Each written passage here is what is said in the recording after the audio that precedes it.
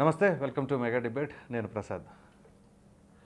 జగన్మోహన్ రెడ్డి గారు మాజీ ముఖ్యమంత్రి, ఆయన కేసులకు సంబంధించిన ఎపిసోడ్ నిన్న సుప్రీంకోర్టులో విచారణ జరిగింది. ఈ క్రమంలో సుప్రీంకోర్టు చాలా సీరియస్గానే వ్యాఖ్యలు చేసిందని భావించాలి. ప్రధానంగా ఏంటి అంటే, గత కొన్ని సంవత్సరాలుగా ఆయన బెయిల్ పైన ఉన్నారు. మరి ఈ క్రమంలో ఆయన బెయిల్ రద్దు చేయాలి అని చెప్పేసి రఘురామకృష్ణరాజు గారు పిటిషన్ వేయటం, దాని తర్వాత మరొక పిటిషను అదేంటి అంటే, ఏదైతే సిబిఐ కోర్టులో ఆయన కేసులు ఉన్నాయో ఆ కోర్టులో కూడా ఆ కేసులకు సంబంధించిన అంశాలన్నీ మంతకుడిగా కొనసాగుతూ ఉన్నాయి. సో ఆ కోర్టును కూడా పక్క రాష్ట్రానికి బదిలీ చేయండి అని చెప్పేసి ఆయన పిటిషన్ వేశారు. ఇలా 2 పిటిషన్లు.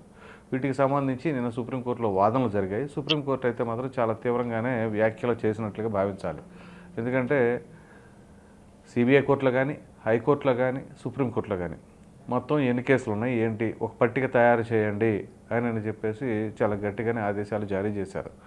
మరి ఈ తరుణంలో ఏం జరగబోతుంది? ఎందుకంటే చాలామంది ఉన్నారు, అంటే గతంలో ముఖ్యమంత్రిగా చేసిన వాళ్ళు ఉన్నారు. మరి అటువంటిది ఎప్పుడు ఎవరికి లేని విధానం అంతా కూడా జగన్మోహన్ రెడ్డి గారికి ఎందుకు వర్తించింది? ఆంధ్రప్రదేశ్ రాష్ట్ర ముఖ్యమంత్రిగా గత 5 ఏళ్ళు చేసినప్పటికీ ఒక ముఖ్యమంత్రిగా ఉన్నప్పుడు ఈ కేసులకు సంబంధించిన అంశంలో బెయిల్ రద్దు అవ్వదా? ఎందుకని అవ్వలేదు? ఎందుకంటే ఢిల్లీ సీఎంగా ఉన్నప్పుడు అరవింద్ కేజ్రీవాల్ గారిని అరెస్ట్ చేశారు. ఏది ఢిల్లీ లిక్కర్ స్కామ్కి సంబంధించి, అది 100 కోట్ల కుంభకోణం.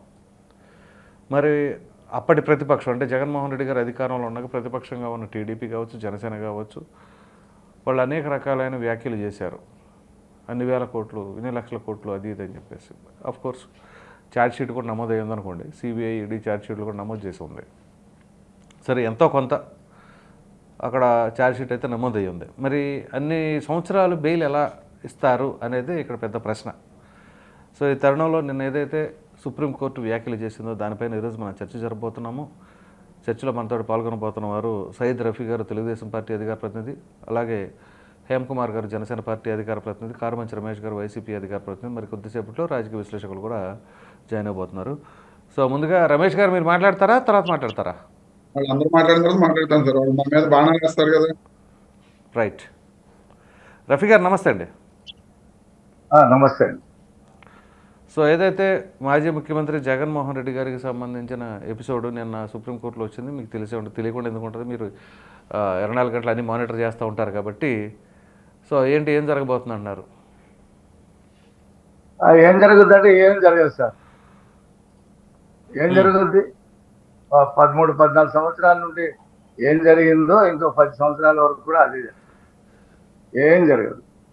మీకు విశేషం ఏంటంటే ప్రసాద్ గారు, దీంట్లో నేను చెప్పేది, రఘురామకృష్ణరాజు గారు 21లో వేశాడు దీని మీద విచారణ జరపండి. ఆయన బెయిల్ క్యాన్సిల్ చేయండి. ఎప్పుడంటే ఇప్పుడు జరిగింది, దాని మీద ఏమైనా జరిగిందా? అదే 3 సంవత్సరాలు అయింది. ఇది ఆ కేసులు తొందరగా విచారణ జరపండి, పక్క రాష్ట్రానికి మార్చండి, బెయిల్ క్యాన్సిల్ చేయండి అని వేసిన పిటిషనే 3 సంవత్సరాలు దాకా జరగదా. ఇక జగన్మోహన్ రెడ్డి డిశ్చార్జ్ పిటిషన్లు 70 ఉన్నాయి. దాంట్లో అక్కడ సిబిఐ కోర్టులో వేస్తాడు. అది ఒక 2 నెలలు లాగుద్ది డిశ్చార్జ్ పిటిషన్. ఆ తర్వాత ఇది కాదంటే హైకోర్టుకి వెళ్తారు. ఈ 70 పిటిషన్లు ఇలాగే తర్వాత మళ్ళీ సుప్రీంకోర్టుకి వస్తారు.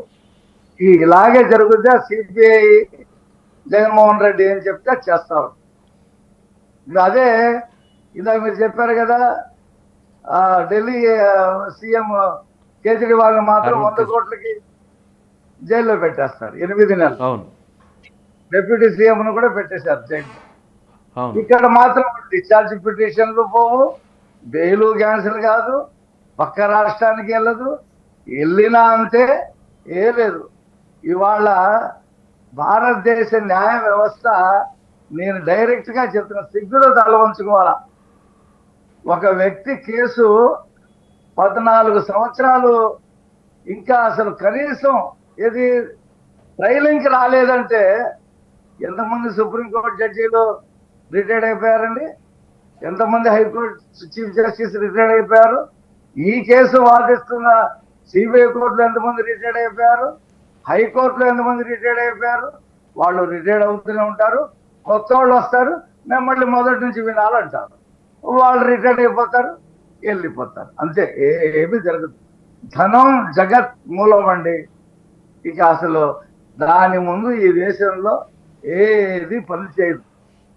అసలు ఈ కేసు గురించి చర్చించుకోవటం అంటేనే చాలా అసలు ఈ న్యాయ వ్యవస్థ, న్యాయశాస్త్రం ఇవన్నీ కూడా జగన్మోహన్ రెడ్డి ముందు దాన్ని ఏమంటారు దిగజోడిపోయినాయి. భారతదేశంలో అందరికీ న్యాయశాస్త్రము, న్యాయ వ్యవస్థ, భారత రాజ్యాంగము, చట్టం పనిచేస్తాయి. జగన్మోహన్ రెడ్డి దగ్గరికి వచ్చేటప్పటికి ఏం పనిచేయవు, వెనక్కి వెళ్ళిపోతాయి. నేను చెప్తున్నాను చూడండి, ఇంకో 10 సంవత్సరాలు కూడా ఈ కేసు ట్రయల్కి రాదండి, వచ్చిన తీర్పు రాదు. ఇది ఇది ఇది వాస్తవంగా అనుభవంతో చెప్తున్నా, నేను అనుభవంతో చెప్తున్నా. ఆయనకి బెయిల్ క్యాన్సిల్ కాదు కాబట్టి దీనిలో చర్చించుకోవటం అంటే బొంగట్లో కూర్చొని అన్నం వేసుకొని ఇంటికి లేరుకోవటం లాంటిది ఈ కేసు. ఏం జరగదు సార్, అంతే. అంటే వాస్తవంగా ఇక్కడ న్యాయ వ్యవస్థని మనం తప్పుపట్టవలసిన అవసరం లేదు. అసలు కాదండి, 14 సంవత్సరాలు ట్రైల్ రాకుండా ఉంటుంది ఆ కేసు. అదే సార్ నేను అదే చెప్తుంది. ఎందుకంటే ఇప్పుడు ఢిల్లీ ముఖ్యమంత్రికి ఒక న్యాయము, ఢిల్లీ ఉప ముఖ్యమంత్రికి ఒక న్యాయము, జగన్మోహన్ రెడ్డికి ఒక న్యాయం ఉంటుందా? ఉంది, ఈ దేశంలో ఉంది. నేను అంటున్నా న్యాయ వ్యవస్థని. మరి అవి వాదనలు ఏమైనా సరే మీరు కొంచెం వీక్ గా చేస్తున్నారా అని చెప్పేసి ఎందుకు అనుకోరు? ఎవరు వీక్ గా చేస్తున్నారు? వాదనలు చేసేటప్పుడు జగన్మోహన్ రెడ్డి గారికి ఆపోజిట్ లో ఉన్న న్యాయవాది కొంచెం వీక్ గా చేస్తున్నారని చెప్పేసి అనుకోవచ్చు. సార్ ట్రయల్కే రాలేదండి వాదన చేయడానికి. డిశ్చార్జ్ పెట్టి 70 మంది ఉన్నారండి ఆ కేసులో. ఒకతను డిశ్చార్జ్ పెట్టి నా పేరు తొలగించండి అని డిశ్చార్జ్ పిటిషన్ వేస్తాడు. అది 2 నెలలు 3 నెలలు జరుగుద్ది. ఆయన నేను తొలగించాను అంటాడు, ఎవరో సిబిఐ కోర్టు ఆయన మళ్ళీ హైకోర్టుకి వెళ్తాడు. అక్కడ 2-3 నెలలు జరుగుద్ది, జడ్జి గారు మారిపోతాడు, మళ్ళీ ముందు నుంచి వినాలంటాడు. ఇక ఇంతే జరుగుతుంది. అది జగన్మోహన్ రెడ్డికి ఈ న్యాయ వ్యవస్థలో ఉన్నటువంటి లోపాలు అన్నీ బాగా తెలుసు. ఆ 70 మందితో ఏ రకంగా ఎప్పుడు వేయించుకోవాలో ఆయనకి బాగా తెలుసు. కాబట్టి ఈ కేసు ఏమీ కాదు సార్. ఇక కొత్త రాజ్యాంగం నేను అడుగుతాను, క్వశ్చన్ అడుగుతాను, ఒక నిమిషం. అంటే ఆయన మిగతా వాడికి మాత్రం వెంటనే శిక్ష పడుతుంది. అది సో యాక్చువల్గా ఏంటంటే న్యాయస్థానాలకు సంబంధించిన అంశం చాలా ప్రతిష్టాత్మకమైనది. ప్రతి ఒక్కటి కూడా మనం ఆచితూచి మాట్లాడాలి, గౌరవించాలి ప్రతి ఒక్కరు కూడా. అయితే రఫీ గారు కూడా గౌరవం ఉంది, కాదని అనట్లేదు. కాకపోతే ఏంటి అంటే ఇప్పుడు రఫీ గారు చేసిన కామెంట్స్ అనేవి అతను వ్యక్తిగతంగానే మనం భావించవలసిన అవసరం. సో ఇటువంటి తరుణంలో ఇప్పుడు మామూలుగా సుప్రీంకోర్టు కూడా గతంలో చెప్పింది కదండి, ప్రజాప్రతినిధులకు సంబంధించిన కేసులో త్వరితగతిన తేల్చండి అని చెప్పేసి అన్నది. వెంకటరమణ గారు 1 year లో ఇవన్నీ తేల్చమని చెప్పాడు. ఆయన దిగిపోయే 2 సంవత్సరాలు 3 సంవత్సరాలు వస్తుంది. మరి ఇంకేం చెప్తారు? నేనేం అనకూడదు న్యాయ వ్యవస్థని. ఏమంటే న్యాయ వ్యవస్థని ఏం అనకూడదు, ఎక్కడ రాజ్యాంగంలో లేదు. ప్రతి భారత పౌరుడు ప్రతి దాన్ని ప్రశ్నించవచ్చు, తీర్పును కూడా ప్రశ్నించవచ్చు. కానీ దానికి ఇతర విషయాలు ముడిపెట్టి మాట్లాడకూడదు, అది ఆపాదించకూడదు. తీర్పును కూడా వ్యతిరేకించవచ్చు, వ్యతిరేకించి పై కోర్టుని సవాల్ చేయవచ్చు. అత్యున్నత న్యాయస్థానం తీర్పు కూడా ఇది కరెక్ట్ కాదని కూడా చెప్పొచ్చు. మనకు ఉన్నటువంటి వాక్ స్వాతంత్రంలో అది భాగం. అది కానీ జగన్మోహన్ రెడ్డికి ఈ రాజ్యాంగము, ఈ న్యాయ వ్యవస్థలు ఏం పనిచేయవు. అది సిబిఐని కూడా ఇన్ఫ్లుయెన్స్ చేయగలంత కెపాసిటీ జగన్మోహన్ రెడ్డి గారికి ఉందంటే ఏదైనా చేస్తాడు సార్. ఆయన 4-5 లక్షల కోట్ల డబ్బులు ఉన్నాయి. ఇప్పుడు మనం చూస్తున్నాం కదా, మీరు చెప్తున్న 4-5 లక్షల కోట్లు పోనీ అధికారంలోకి వచ్చిన తర్వాత సంపాదించారనుకోవచ్చు, అంతకు ముందు లేవుగా అన్ని లక్షల కోట్లు. మరి అప్పుడు ఎలా చేశారనుకోవాలి? మరి తండ్రి అధికారం అడ్డం పెట్టుకొని ఒకేసారి 2004 పూర్వం ఏముంది, ఏం లేదు అక్కడ అప్పులు. తండ్రి అధికారం వచ్చిన తర్వాత మరి ఎంత ఇన్కమ్ 88 కోట్లు మొదటి సంవత్సరం కట్టాడు ఇన్కమ్ ట్యాక్స్. ఉమ్. కాబట్టి డబ్బుకి దాసోహం ఈ లోకం. చెక్ అంతేనంటారా? పోస్టులు పెట్టినా సరే పీడిఎస్ బియ్యం వెళ్ళిపోతాయి అంతే. ఉమ్. డబ్బు పెద్ద జల్లుతా ఉంటే ఈ లోకం డబ్బుకు దాసోహం సార్. డబ్బుకు లోకం దాసోహం సినిమా దాసోహం వచ్చింది కదా. అని. అవునవును, రైట్. హేమకుమార్ గారు నమస్తే అండి. నమస్తే సార్ ప్రసాద్ గారు, మీకు ఛానల్లో ఉన్న మిత్రులకు అదేవిధంగా ఆధార్ టీవీ వీక్షకులకు కూడా నమస్కారం. సో ఏంటి, జగన్మోహన్ రెడ్డి గారిని ఏమీ చేయలేరు ఇంకో 10 సంవత్సరాలైనా అని చెప్పేసి మీ మిత్రులు తెలుగుదేశం పార్టీ అధికార ప్రతినిధి సయ్యద్ రఫీ గారు అంటున్నారు. సో మరి మీ వర్షన్ ఏంటి? సార్ అది ఆయన ఏది చెప్పారు, ఆయన వ్యక్తిగతం. ఓకే, దాని గురించి ఆయన ఎందుకంటే బాధపడే విషయాలు, ఎందుకంటే అది చట్టంలో అతనికి జరిగిన లాభాల గురించి, అంటే ఎందుకంటే చట్టం కూడా, న్యాయస్థానం కూడా ఏంటంటే సామాన్యుడికి ఒక విధంగా ఉంటుందండి, సామాన్యుడికి ఒక విధంగా ఉంటుంది. అదే విధంగా వాళ్ళు మంచి మంచి లాయర్ని హైర్ చేసుకునేసి వాళ్ళని ఏ విధంగా మేనేజ్ చేసుకుంటే చట్టంలో ఉన్న లొసుగులన్నీ వాడుకొని వాళ్ళ మీద బెయిల్. న్యాయవాదుల్ని మాట్లాడుకోవటం వేరు, న్యాయస్థానాలు వేరు సార్. న్యాయవాదులు అనేవాళ్ళు పిండి కొద్ది రొట్టె అన్నట్టుగా కొంచెం గట్టిగా వాదించే వాళ్ళని పెట్టుకుంటారు స్తోమతను బట్టి, కానీ న్యాయస్థానాలు ఎవరికైనా ఒకటే.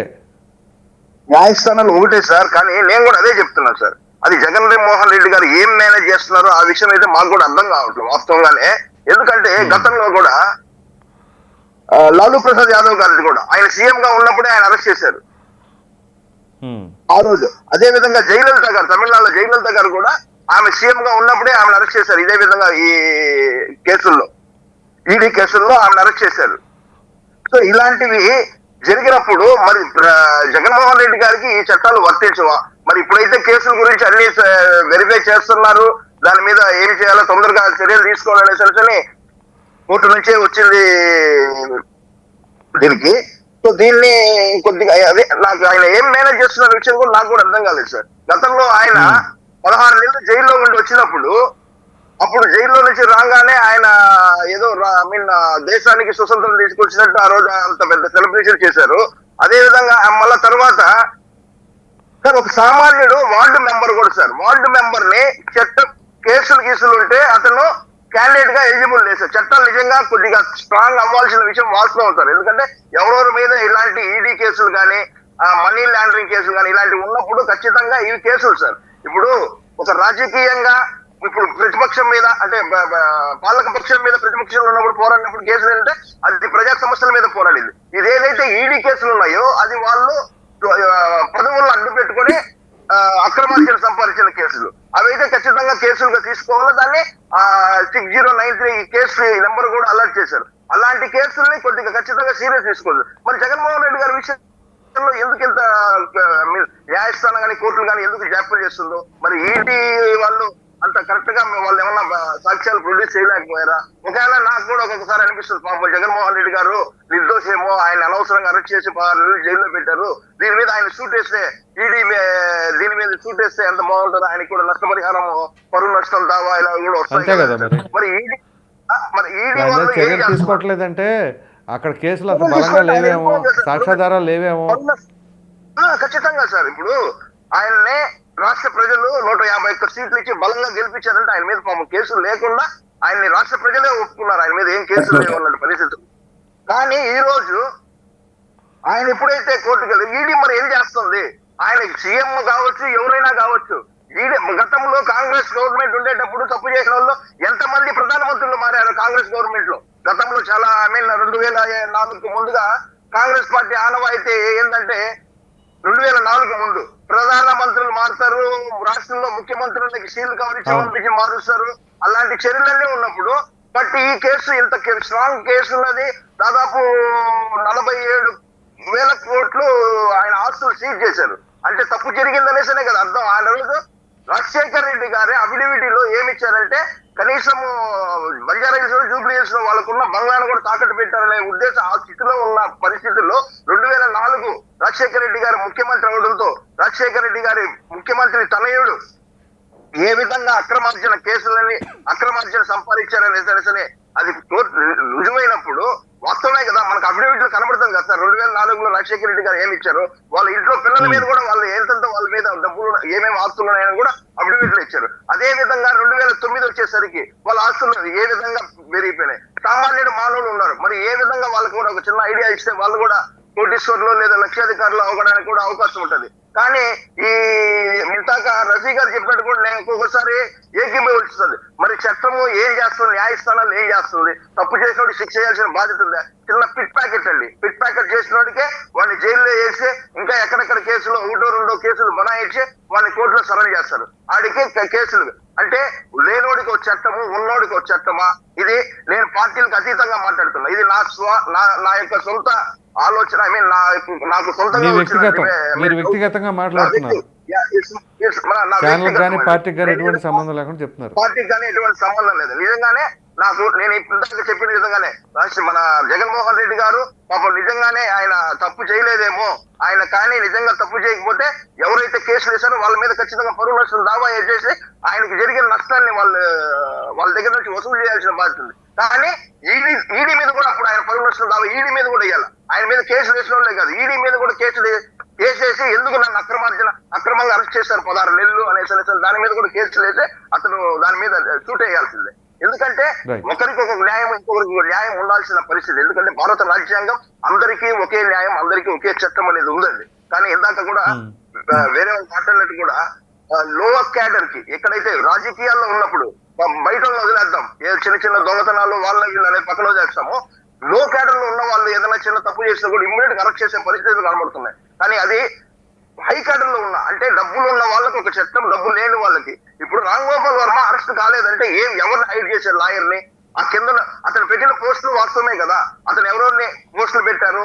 ఇప్పుడు బోరుగడ్డ అనిల్ ఏం మాట్లాడాడో అదే విధంగానే రామ్ గోపాల్ వర్మ వేరే విధంగా అంతటి భాషలు మించి వాడారు. అదే విధంగా మోసానికి ఇష్టమురళి ఈ రోజు నేను ఆ రోజు తప్పు చేశాను, నేను రాజకీయాల్లోకి రాను అంటే అతనికి క్షమాపించి పెట్టేస్తారా? దీని మీద ఖచ్చితంగా చర్యలు అయితే ఉండాలా. అదే శ్రీరెడ్డి, నేను గతంలో మీ అమ్మని తిట్టాను, మీ భార్యను తిట్టాను, నన్ను క్షమించండి, మా పార్టీ వాళ్ళని ఆమె ప్రత్యక్షంగా ఒప్పుకున్నారు, వీడియో పెట్టారు. నన్ను మా కుటుంబ పరిస్థితులు బట్టి నన్ను క్షమించండి, మా పార్టీ వాళ్ళని క్షమించండి అనేసి ఆమె డైరెక్ట్ గా వైసీపీ వాళ్ళ గురించే రిక్వెస్ట్ చేసుకుని మాట్లాడారు. అదే విధంగా నేను కూడా అడుగుతున్నా, ఈ రోజు కొడాలి గారు చేసిన మాటలు, వ్యాఖ్యలు అది పదవిలో ఉండేటప్పుడు, పదవిలో లేనప్పుడు అయితే ఓకే, ఒక ఎమ్మెల్యే గానో ఒక మినిస్టర్ గానో ఉన్నప్పుడు మాటలు, అదే విధంగా అనిల్ యాదవ్ మాట్లాడిన మాటలు, ఇలాంటి వీళ్ళంతా మాట్లాడే మాటలకి ఖచ్చితంగా కోర్టు ఎందుకు, చట్టాలు ఎందుకు స్ట్రాంగ్ అవునుంటుంది అంటే ఉన్నోడికి ఒక చట్టం, లేనోడికి ఒక చట్టమా? నేను ఇప్పుడు ఏదైతే మాట్లాడుతున్నా ఇది టోటలీ నా వ్యక్తిగతం. నేను పార్టీ తరఫు నుంచి వచ్చానని సరే, కూటమి నుంచో కాదు, గట్టు జనసేన పార్టీ నేషన్ కూడా కాదు, నా వ్యక్తిగతంగా మాట్లాడుతున్నా. చట్టాలన్నీ ఇంకా బలోపేతం కావాలి. గతంలో కూడా మోడీ గారు ఏం చెప్పారంటే మొబైల్ కోర్టులు కూడా పెట్టి శిక్షలు ఎక్కువ కంటే కోర్టులో కేసులు పేరుకుపోతున్నాయి, ఫైళ్లు భయంకరంగా పేరుకుపోతాయి, ఎన్నెన్నో వేల కేసులు, లక్షల కేసులు అయిపోతున్నాయి. దీన్ని తొత్తరిగా దాన్ని పరిష్కరించి చట్టాల్లో, ఎందుకంటే సామాన్య మానవుడికి కూడా చట్టం మీద, న్యాయస్థానం మీద ఒక నమ్మకం కలగాల. మీరు అంతకంటే ఇంకేం ఇస్తారు చెప్పండి? అంటే వాళ్ళకి ప్రతి ఒక్కరికి ఒక సామాన్య మానవుడు, కామన్ మ్యాన్ గా నాకెవడో ఏమనిపిస్తుంది అంటే, అరే మనం ఇంక చిన్న వాళ్ళుగా ఉండి తప్పు చేసామంటే మనకు ఒక ఇది, నేను ఇప్పుడు ఒక అడ్వకేట్ లో హైర్ చేసుకునే పరిస్థితి నేనేం చేయాలా? శిక్ష అనుభవించాలా? అదే అంటే అడ్వకేట్ ని హైర్ చేసుకునేసి అడ్వకేట్ రేట్లు బట్టి చేసుకున్న వాళ్ళైతే మాత్రం పబ్లిక్ ప్రాసిక్యూటర్ ఉంటారు కదా సార్, పబ్లిక్ ప్రాసిక్యూటర్ ఎదిగే ఉంటారండి. అదే చెప్తున్నా అండి. ఇప్పుడు అలాంటి పరిస్థితుల్లో కూడా ఇప్పుడు పబ్లిక్ ప్రాసిక్యూటర్ కూడా ఎంతవరకు బయటకు వస్తాను, ఆయన నీ గురించి వాదించాను ఏదో మమ్మల్ని అది కామన్ అన్అఫిషియల్ ఏదన్నా సరే. బట్ అలాంటి సిచ్యువేషన్ లో నేను ఒకటి అడుగుతున్నా మీ ఛానల్ ద్వారా, ఈ దేశ ప్రజలకి ఎక్కడైనా సరే, రాష్ట్రమే కాదు దేశ ప్రజలకు కూడా సమాన న్యాయం కలగాల. సామాన్యుడు కాదు, ఉన్నోడు కాదు, లేనోడు కాదు, ప్రతి ఒక్కరికి సమాన న్యాయం జరిగితేనే ఆ రోజే ఈ ఏదైతే రాజకీయాలు కానీ సామాన్యులు వాళ్ళు కానీ ఎంతో కొంత హర్షిస్తారు. ఇది నిజంగా హర్షించని చర్య, హర్షించకూడని చర్య అండి ఇది. ఖచ్చితంగా దీని మీద అయితే మాత్రం ప్రభుత్వం అయితే సామాన్యుడికైనా, ఉన్నోడికైనా, లేనోడికైనా ఒకే న్యాయం, ఒకే చట్టం తీసుకొని రావాల్సిన బాధ్యత అయితే మాత్రం ఖచ్చితంగా ప్రభుత్వాల మీద ఖచ్చితంగా ఉందండి. Right sir. రమేష్ గారు నమస్తే అండి. నమస్తే అండి ప్రసాద్ గారు, మీకు ప్యానల్లో ఉన్న సభ్యులకు అలాగే ఆదాన్ టీవీ ప్రేక్షకులందరికీ వెరీ గుడ్ మార్నింగ్ అండి. నమస్కారం. సో ఏంటి మరి జగన్మోహన్ రెడ్డి గారి కేసులకు సంబంధించిన అంశం మీరు ఎలా చూస్తున్నారు? అంటే ఆ కేసులన్నీ ట్రాష్ అని అంటారా ఏంటి? కక్షపూరితంగా పెట్టినాయి అంటారా? అసలు మొట్టమొదటి రోజునే జగన్మోహన్ రెడ్డి గారి మీద కేసులు పెట్టిన రోజునే ఆ విషయం చెప్పడం జరిగిందండి. ఎందుకంటే మేం చెప్పడం కాదు, ఆ తర్వాత కేసులు పెట్టిన వాళ్ళు కూడా శంకర్రావు గారు ఆ రోజున హైకోర్టుకి లెటర్ రాయడం జరిగింది. హైకోర్టుకి లెటర్ రాసిన తర్వాత హైకోర్టు సుమోటోగా దాన్ని తీసుకుని ఆ కేసెస్ రిజిస్టర్ చేయమని చెప్పడం జరిగింది. ఆ తర్వాత అదే శంకర్రావు గారు కూడా ఇందులో నన్ను స్కేప్ గోట్ చేశారు, హైకమాండ్ పెట్టమంటే నేను లెటర్ రాయమంటే నేను రాశాను, కేవలం నేను సంతకం పెట్టాను తప్ప అందులో ఏం రాశారో కూడా నేను చూడలేదని చెప్పి అదే శంకర్రావు గారు చెప్పడం జరిగింది. పిచ్చోళ్ళ ఇవన్నీ జనాలు కూడా ఏమన్నా కాదు సార్, ఏదండి? పిచ్చోళ్ళ జనాలు ఏమన్నా సంతకం అది పెట్టమంటే శంకర్రావు గారిని పెట్టేశారు. అడగాలి మీరు, నన్ను కాదు. నన్ను అదే అడిగితే సార్, కాదు కాదు మిమ్మల్ని కాదు, కోర్టు ఏం చేయాలి తెలుసా? అంతే. ఇట్లాంటి వాళ్ళని తీసుకొచ్చి ముందు ఇమీడియట్ గా వృద్ధి చేయాలి. ప్రసాద్ గారు, ఇప్పుడు రఫీ గారు కానీ లేదా మన హేమన్న కానీ ఏం చెప్పారు? మా వ్యక్తిగత అభిప్రాయాలు, మా వ్యక్తిగత పార్టీలకు సంబంధం లేదు, పార్టీలకు సంబంధం లేదని ఇన్నిసార్లు ఎందుకు చెప్తున్నారు? రేపు పొద్దున ఏదన్నా ఇష్యూ వచ్చినా ఈ డిబేట్ మీద పర్సనల్ గా మనం ఫేస్ చేద్దాం అనే ఉద్దేశంతో పార్టీని దీంట్లోకి లాక్కోవాలనే ఉద్దేశంతో రఫీ గారు ఒక్క నిమిషం. డైరెక్ట్ గా చెప్తా. రఫీ గారు అదే నేను చెప్తున్నా. కాదు మీ గురించి కాదులేండి, ఆయన హేమ కుమార్ గారు మీ గురించి ఏమంటలేదండి. ఈ భారత న్యాయ వ్యవస్థ, ఈ చట్టాలు రఫీ గారు మీరు మధ్యలో మాట్లాడితే మళ్ళీ ఆ తర్వాత నేను మాట్లాడితే మీరు బాధపడతారు మళ్ళీ. ఇప్పుడు మీ ఇద్దరు ఒకరినొకరు కాంట్రాడిక్ట్ చేసుకోవట్లా. విచిత్రం ఏంటంటే ఇద్దరు ఎవరు కాంట్రాడిక్ట్ చేసుకోవట్లా. నేను ఈ మళ్ళీ ఒకసారి కృష్ణాంజలి గారు వచ్చారు కాబట్టి వింటారని చెప్తున్నా. తర్వాత వింటారులేండి కృష్ణాంజలి గారు. నేను మాట్లాడేది అయిపోయిన తర్వాత మీరు మాట్లాడండి. నేను మాట్లాడేది అయిపోయిన తర్వాత మీరు సబ్మిషన్ మాట్లాడండి. చేయనివ్వండి. రమేష్ గారు ఒక మాట సబ్మిషన్ చేయనివ్వండి. రఫీ గారు సబ్మిట్ చేయనివ్వండి. నేను మాట్లాడటం అయిపోయిన తర్వాత మీరు మాట్లాడండి సార్. కాదు కాదు రమేష్ గారు, మీరు అర్థం చేసుకుంటారని చెప్తున్నా, మిమ్మల్ని రిక్వెస్ట్ చేస్తున్నా. సరే, ఒక నిమిషం ఆయన సరే. సబ్మిట్ చేయనివ్వండి. ఈ భారత న్యాయ వ్యవస్థ, ఈ రాజ్యాంగం, ఈ చట్టాలు జగన్మోహన్ రెడ్డిని ఏమీ చేయలేవు. ఆయన కేసులు ఎప్పటికి కూడా క్లియర్ కావు. రైట్. అది ఏ కోర్టులో కూడా అది ట్రయల్కే రావు. ఎందుకంటే దేశంలో అందరికీ కేజ్రీవాల్ దగ్గర నుంచి అందరికీ ఒక న్యాయం, ఈయనకి ఒక న్యాయం. నేను నా అనుభవం ప్రకారం చెప్తున్నా. 14 సంవత్సరాలు. రైట్. కృష్ణాంజలి గారు విన్నారు కదా, అది రఫీ గారి యొక్క ఉద్దేశం. అది మీరు దృష్టిలో పెట్టుకోండి. నేను వస్తాను. చిన్న మాట. ఇప్పుడు రమేష్ మీద కేసు వచ్చింది అనుకోండి, 41A నోటీస్ ఇచ్చారనుకోండి, రమేష్ జైలుకి వెళ్ళిపోతాడు. ఆయనకి ఏ లాయర్ రాడు, మళ్ళీ ఆయనే సొంతంగా పెట్టుకోవాలా. ఇది భారతదేశ వ్యవస్థలో ఉన్నటువంటి మీ వేదన నాకు అర్థమైంది. వ్యవస్థలు పనిచేస్తాయి. Right sir. రమేష్ గారు కంటిన్యూ చేయండి. సార్ ఈ వీడియో చూడండి. అమ్మగారు ఇచ్చిన స్పీడ్ మేడం సోనియా గాంధీ గారు ఇచ్చిన సందేశం మేరకే చెప్తున్నా.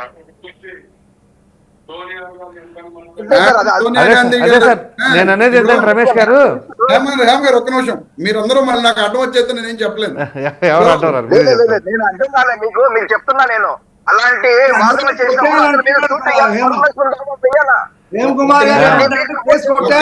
రఫీ గారు, హేమ గారు ఒక్క నిమిషం, ఒక నిమిషం ఇద్దరు ఆగండి. పాప రమేష్ గారు మాట్లాడినేవ్వండి. ఇందా నేను ఆపాను. నేనేంటంటే మధ్యలో వచ్చేసి అలాగే గబగబాదని చెప్పి నేను మాట్లాడలేకపోతున్నాను. ప్రసాద్ గారు మొట్టమొదటి నుంచి కూడా డే 1 నుంచి కూడా ఇవన్నీ కూడా తప్పుడు కేసులు, అక్రమ కేసులు కావాలని చెప్పి సోనియా గాంధీ గారు కానీ చంద్రబాబు నాయుడు గారు కానీ వాళ్ళిద్దరూ కుమ్మక్కయ్య జగన్మోహన్ రెడ్డి గారి మీద పెట్టిన కేసులు అని చెప్పి మేము చెప్పడం జరిగింది.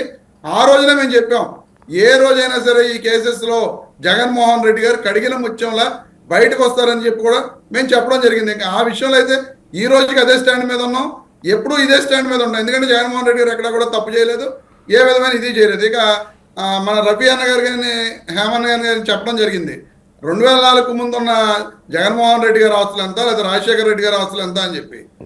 చంద్రబాబు నాయుడు గారి ఆస్తుల గురించి కూడా అలాగే 1978కి ముందు ఉన్నాయి కానీ, లేకపోతే ఆయన ఎమ్మెల్యే అయిన తర్వాత కానీ, ఎన్టీ రామారావు గారికి అల్లుడు అయిన తర్వాత కానీ, 1995లో ముఖ్యమంత్రి అయిన తర్వాత కానీ మనం ఆస్తుల గురించి మాట్లాడుకుంటూ వెళ్తే ఎన్ని 2 ఎకరాల నుంచి లక్షల కోట్ల. ఒక్క నిమిషం ఏమన్నా మీరు ఒకసారి మాట్లాడుతున్నప్పుడు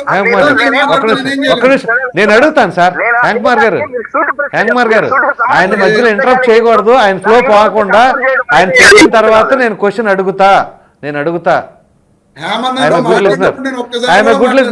గుడ్ లిజనర్. ఒక్క నిమిషం ప్లీజ్. అవన్నీ కూడా మనం మాట్లాడుకుందాం అంటే దాని మీద ఒక సెపరేట్ చర్చ పెట్టండి. డిబేట్ పెట్టండి, అప్పుడు మనం అందరం కూడా మాట్లాడుకోవచ్చు. ఇక నెక్స్ట్, జగన్మోహన్ రెడ్డి గారి మీద కేసులు పెట్టిన తర్వాత 16 నెలలు ఆయన జైల్లో ఉండొచ్చారు. ముఖ్యమంత్రి అయిన తర్వాత ఆయన బెయిల్ క్యాన్సిల్ అవ్వలేదు, లేకపోతే ఆయనకి ఇంతవరకు ట్రయల్కి రాలేదు కేసెస్, ఇవి చెప్తున్నారు. ప్రసాద్ గారు గతం నుంచి కూడా ఈ 14 సంవత్సరాల నుంచి కూడా అందులో ఉన్న ఇది ఒక్క జగన్మోహన్ రెడ్డి గారికి సంబంధించిన కేసు ఒకటే కాదు, దాంట్లో అధికారులు ఉన్నారు, ఇంకా చాలా మంది మంత్రులు ఉన్నారు, ఇంకా జగన్మోహన్ రెడ్డి గారితో పాటు చాలా మంది ఉన్నారు. వీళ్ళందరూ కూడా ఎవరి తరపున వాళ్ళ యొక్క డిశ్చార్జ్ పిటిషన్స్ కానీ, మేము ఈ కేసులు మాకు సంబంధం లేదు, ఇవన్నీ కూడా మేము యాజ్ పర్ క్యాబినెట్ డెసిషన్స్ తీసుకున్న డెసిషన్స్ మీదే మేము వాటిని ఇచ్చేయడం జరిగింది అని చెప్పి వాళ్ళందరూ కూడా ఎక్కడికక్కడ officers relief petition, discharge petitions వేసుకోవడంలో చాలా మంది ఆఫీసర్స్ కూడా రిలీఫ్ వచ్చింది. అది అందరూ మీకు తెలిసిన విషయం. ఎందుకంటే శ్రీలక్ష్మి గారు ఉన్నారు, శ్రీలక్ష్మి గారిని ఆ రోజు అరెస్ట్ చేసి లోపల జైల్లో పెట్టిన పరిస్థితి. ఆ తర్వాత ఆవిడకి ఆ కేసుకి సంబంధం లేదని చెప్పి కోర్టులో రిలీఫ్ వచ్చిన తర్వాత మళ్ళీ ఆవిడకి ఆ పోస్టింగ్ ఇవ్వడం జరిగింది. అది అందరూ కూడా గమనించవలసిన విషయం. అలాగే అందులో ఉన్న ఐఏఎస్ ఆఫీసర్స్ చాలా మందికి రిలీఫ్ వచ్చినాయి. ఆదిత్యనాథ్ దాస్ గారు కానీ, మురళీధర్ రెడ్డి గారు కానీ, మొన్న బీపీ ఆచార్య గారికి సుప్రీంకోర్టులో రిలీఫ్ వచ్చింది. ఈ రకంగా అందులో ఉన్న ఆఫీసర్స్ కానీ లేకపోతే మంత్రులు కానీ వీళ్ళు రకరకాలుగా అందులో డిశ్చార్జ్ పిటిషన్స్ కోసం న్యాయ వ్యవస్థలో ఉన్న వాళ్ళకి ఉన్న వెసులుబాటుని, ఎందుకంటే వాళ్ళు చేయని తప్పుకి మా మీద కేసులు పెట్టారు అనేది ఆ న్యాయస్థానాల్లో వాళ్ళు వాదించకుండా ఈ కేసులు జరుగుతున్నాయి తప్ప ఇందులో జగన్మోహన్ రెడ్డి గారు ఎక్కడా కూడా ఆయన లేట్ చేసి ఎక్కడ దీన్ని ఆపుకుందాం అనే ఉద్దేశంతో అయితే ఆయన ఎక్కడ ఇబ్బంది పెట్టిన పరిస్థితులు. అలా ఇబ్బంది పెడితే న్యాయస్థానాలు మాత్రం ఎందుకు ఊరుకుంటాయండి? ఇవి ఊరుకో కదా న్యాయస్థానాలు. ఇందులో నాకు తెలిసి జగన్మోహన్ రెడ్డి గారు ఆయన తప్పేమీ లేదు. ఎందుకంటే అక్కడ కోర్టు పిలవకపోతే ఆయన ఏం చేస్తాడు? నన్ను పిలవండి అంటాడు ఆయన. అంతే కదా. ఇప్పుడు అలా రకంగా ఉన్నాయి. ఇప్పుడు హేమన్న కూడా చెప్పడం జరిగింది, అదే చంద్రబాబు నాయుడు గారి విషయంలో 6093 జగన్మోహన్ రెడ్డి గారు 7691 అనేది కూడా చంద్రబాబు నాయుడు గారికి ఒక నెంబర్ ఇచ్చారన్నా, మీరు మర్చిపోయారేమో. అది కూడా మరి గుర్తు చేసుకుని చంద్రబాబు నాయుడు గారి మీద కూడా 5 కేసులు, ఏది పీసీ యాక్ట్ కింద ఆయన మీద కూడా రిజిస్టర్ అయిన కేసులు 5 కేసులు ఉన్నాయి.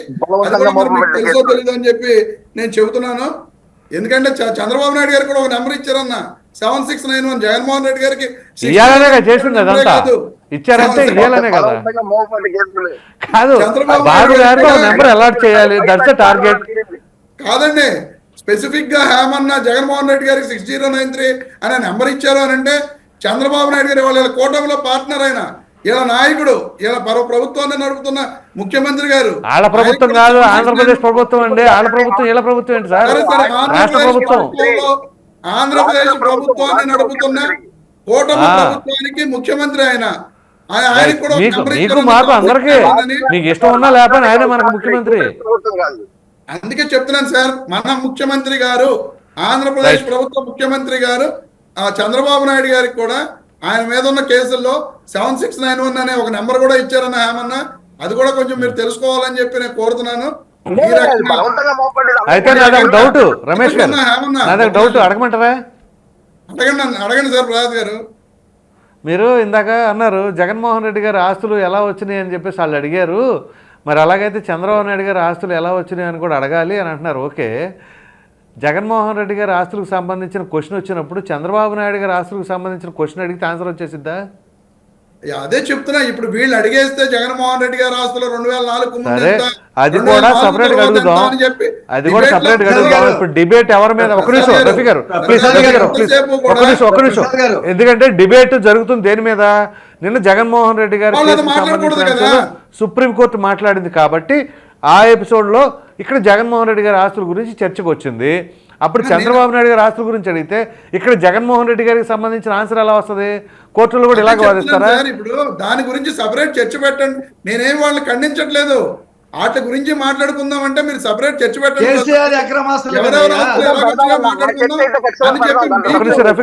సూచించాను తప్ప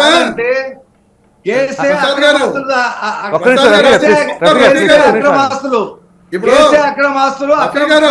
అవి మనం చెప్పుకోవడానికి కోర్టులో నిరూపించలేకపోతున్నాం కదా సార్. కోర్టులో నిరూపించుకోండి ప్రసాద్ గారు. ఇప్పుడు నేను మీకు సూచించాను తప్ప దాని డిబేట్ లోకి నేను వెళ్ళలేదు. మాట్లాడదాము అంటే ప్రసాద్ గారు తప్ప అది కాదని చెప్పి నేను చెప్పడం జరిగింది. Yes.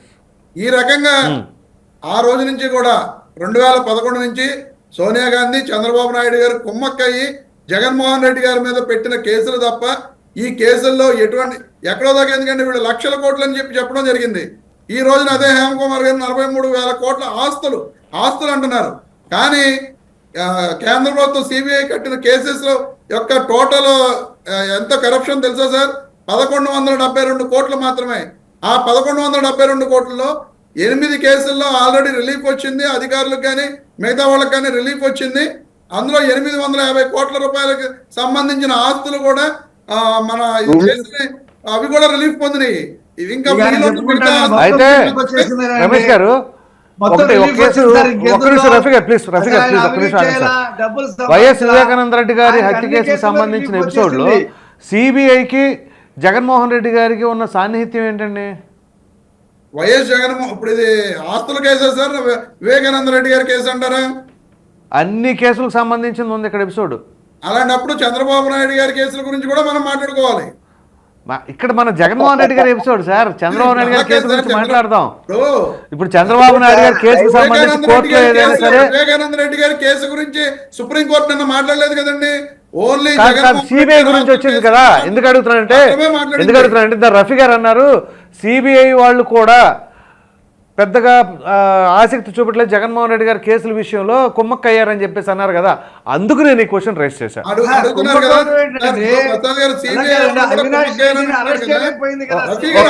అదే సార్ ఒక్క నిమిషం రఫీ గారు, ఒక్క నిమిషం.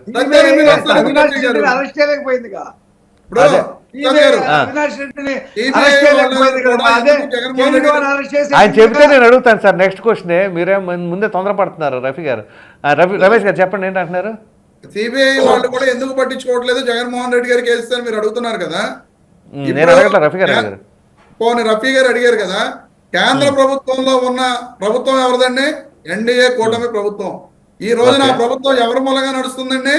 చంద్రబాబు నాయుడు గారు ఒక పక్కన, అటు బీహార్ ముఖ్యమంత్రి నితీష్ కుమార్ గారు ఒక పక్కన నిలబెడితే నడుస్తున్న ప్రభుత్వం అది.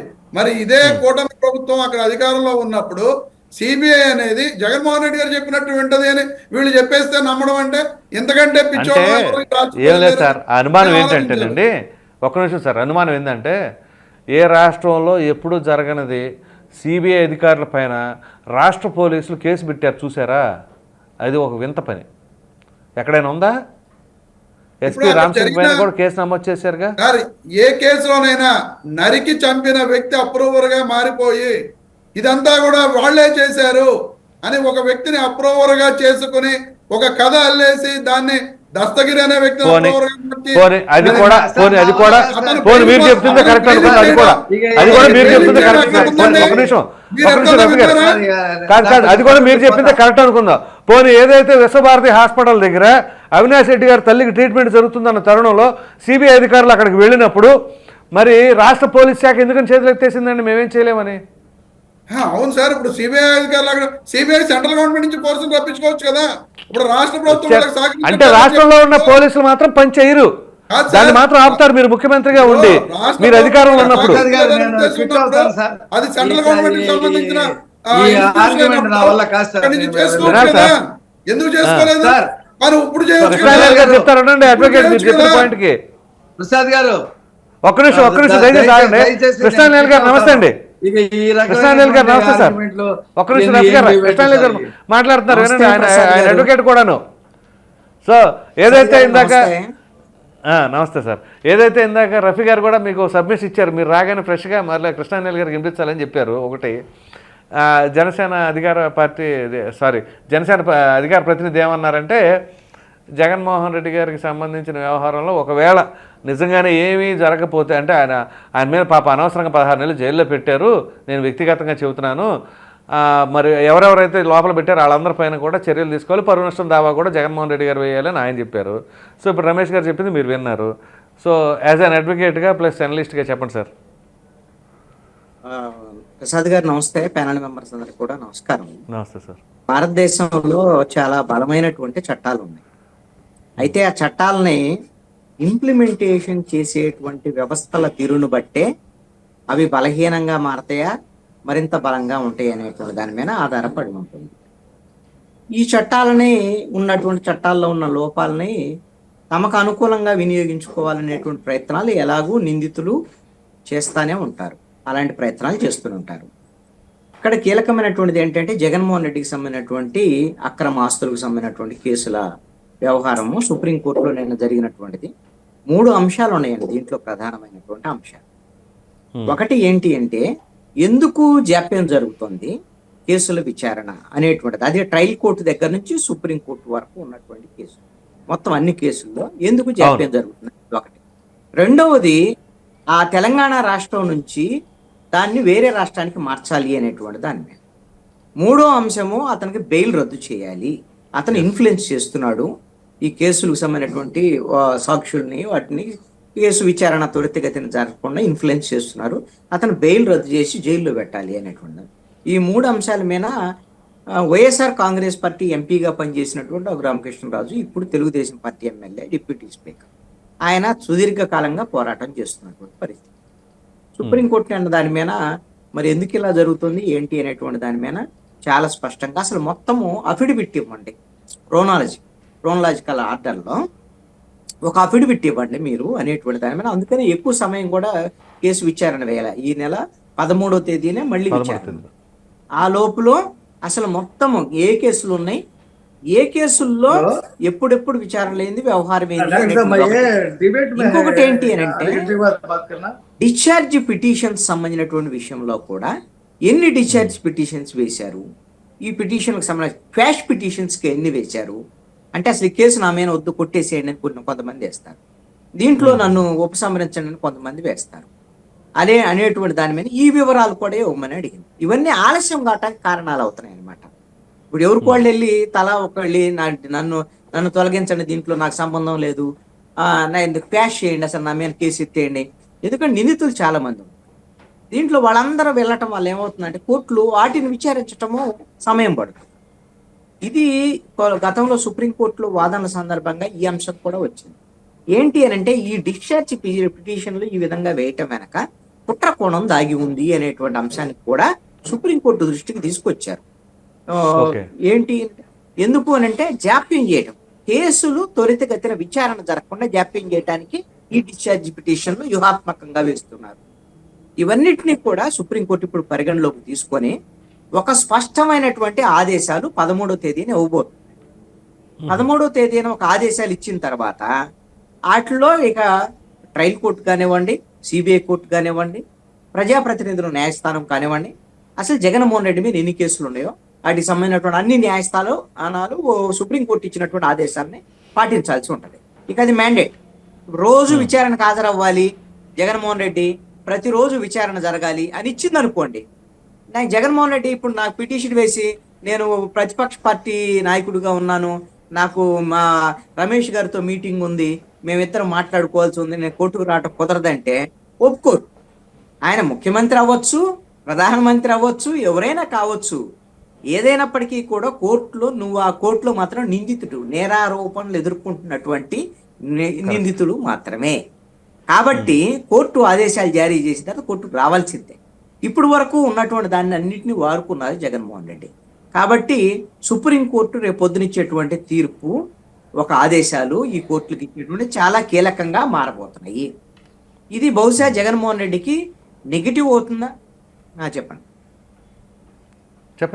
రఫీ గారు అన్మ్యూట్ చేయండి. 13వ తారీఖు నాడు ఏమైనా జరుగుద్దని మీరు నమ్ముతున్నారా ఒక లాయర్గా? నేను లాయర్గా కోర్టులు నమ్ముతానండి. ఇప్పుడు వెంకటరమణ గారు కూడా వివి రమణ ఒక సంవత్సరంలో ఈ డిశ్చార్జ్ పిటిషన్లు అన్ని చేసి అందరి మీద, జగన్మోహన్ రెడ్డి ఒక్కడే కాదు, దేశంలో ఉన్న రాజకీయ నాయకులు అందరి మీద కూడా ఒక సంవత్సరంలో విచారణ జరిగిపోవాలా, అవసరమైతే ప్రత్యేక కోర్టులు పెట్టాలా అని చెప్పి ఆర్డర్లు ఇచ్చాడు.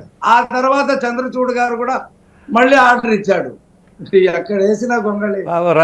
కాదండి, రఫీ గారు బాగా నిరుత్సాహంలో ఉన్నట్టున్నారు. రఫీ గారు అర్జెంట్ గా జగన్మోహన్ రెడ్డి గారు శిక్ష ఇప్పించాలని కోరుకుంటున్నారు. కాదు కాదు, ఆయన అదే ఇప్పుడు కాదు కాదు, నా ఉద్దేశం అది కాదు.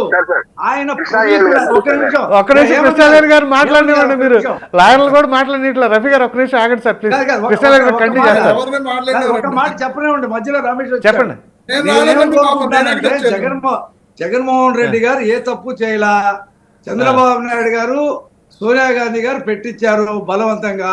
ఆయన పునీతుడై బయటికి రావాలని కోరుకుంటున్నా. అది జరిగి చావట్లేదు. Right, okay okay okay, well done, very good. అది ఎలాగో జరుగుతుంది. కృష్ణారెడ్డి గారు కంటిన్యూ చేయండి సార్. మీరందరూ చూస్తున్నారు, అది ఎలాగో జరుగుతుంది. కాదు కాదు, వీళ్ళందరూ పాలాభిషేకం చేస్తారు సార్ జగన్మోహన్ రెడ్డి గారికి. ఒక్క నిమిషం ఆగండి. కృష్ణారెడ్డి గారు చెప్పనివ్వండి సార్, ఒక్క నిమిషం మీరు ఆగండి. పార్టీ అధినేతలు, పార్టీ అధికార ప్రతినిధులు ఒక్క నిమిషం ఆగండి. ఓరున పిలిపిస్తారు sir. If is the genuine person అంటే మీరు ఖచ్చితంగా కరువు లక్షలు దాకా రైట్ రైట్, ఓకే వాళ్ళ మీద వేయాల్సిన అవసరం లేదు. రైట్. కృష్ణారెడ్డి గారు ప్లీజ్ కంటిన్యూ. ఒక నిమిషం జయకుమార్ గారు ఆగండి సార్, ఒక నిమిషం ఆగండి. నెక్స్ట్ మళ్ళీ ఇంకో మనం మాట్లాడుకోవాలి, ఇంకా ఉంది. ఒక నిమిషం ఆగండి, అందరూ ఆగండి ఒక నిమిషం. కృష్ణారెడ్డి గారు మాట్లాడండి. చెప్పండి హేమ్ కుమార్ గారు, ఏదన్నా ఒక పాయింట్ రైజ్ చేస్తారు. సార్ మీరు చెప్పారు సార్, ఇప్పుడు ట్రయల్ కోర్టు కానీ, సిబిఐ కోర్టు కానీ, రాజకీయ కోర్టు కానీ, ఇవన్నీ కోర్టులు పలు రకాల్లో ఉన్నాయి. అదే వేరే రాష్ట్ర ఇది కూడా నా సొంత ఇదే డౌట్ అండి. ఇది దీనికి సంబంధించింది కాదు, పార్టీకి సంబంధించింది కాదు, నా సొంతగా. అదే ఇప్పుడు కేజ్రీవాల్ గారికి ఎగ్జామ్షన్ ఇవ్వాలి, ముఖ్యమంత్రిగా ఉన్నప్పుడు అరెస్ట్ చేశారు. అదే విధంగా గతంలో లాలూ ప్రసాద్ యాదవ్ గారు ముఖ్యమంత్రిగా ఉన్నప్పుడు అరెస్ట్ చేశారు. జయలలిత గారిని ముఖ్యమంత్రిగా ఉన్నప్పుడు అరెస్ట్ చేశారు.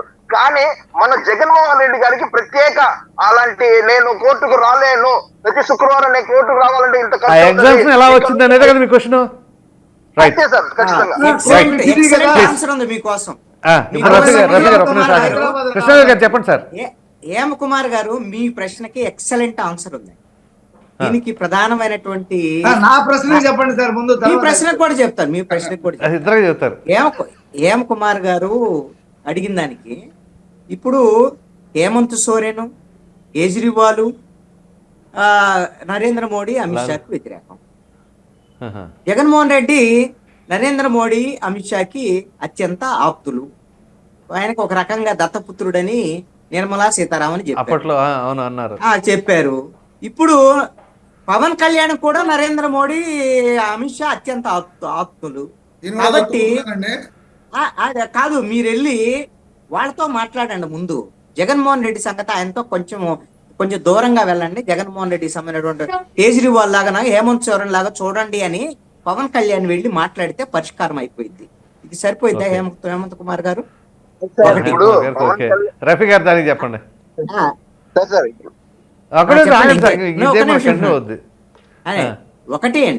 ఒకటి ఏంటంటే, రఫీ గారు కోరుకోవటంలో తప్పేం లేదు.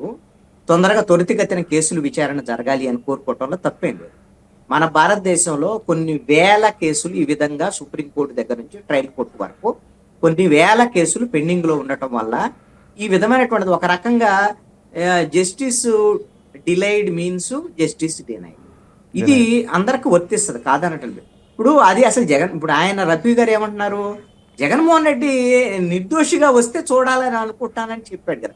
ఇది వ్యంగ్యంగా రఘురామకృష్ణరాజు కూడా అదే చెప్తాడు. నువ్వు తొందరగా కేసులు విచారణకు హాజరవ్వయ్యా, హాజరయ్యి నువ్వు బయటకు వచ్చేస్తే నువ్వు మంచోడు అని చెప్తాను కదా అని ఆయన చెప్పాడు. ఇప్పుడు అదే సేమ్ కూడా రఫీ గారు చెప్తాడు. కాదు కృష్ణారెడ్డి గారు, మీకు చిన్న విషయం గుర్తు చేస్తా. రఘురామరాజు గారు ఈ కేసు తొందరగా విచారించాలా, ఇతర రాష్ట్రాలు బదిలీ చేయాలా, ఆయన బెయిల్ రద్దు చేయాలని 21లో వేశాడు. అదే ఇప్పటి వరకు రావాలా. అసలు కేసు ఎప్పుడుగా ఉంది? వేసిన పిటిషన్ 3 సంవత్సరాలు అయింది. ఒకటి రఫీ గారు, ఇది కేవలం జగన్మోహన్ రెడ్డి కేసుల విషయంలోనే జరుగుతుందా, భారతదేశ వ్యాప్తంగా ఉన్నటువంటి కేసుల విషయంలో మిగతా విషయాల్లో కూడా జరుగుతుందని? 12 సంవత్సరాలు బెయిల్లో ఉన్నది ఈయనంటండి. నేను ఒకళ్ళని అడిగా, లాయర్ని అడిగా.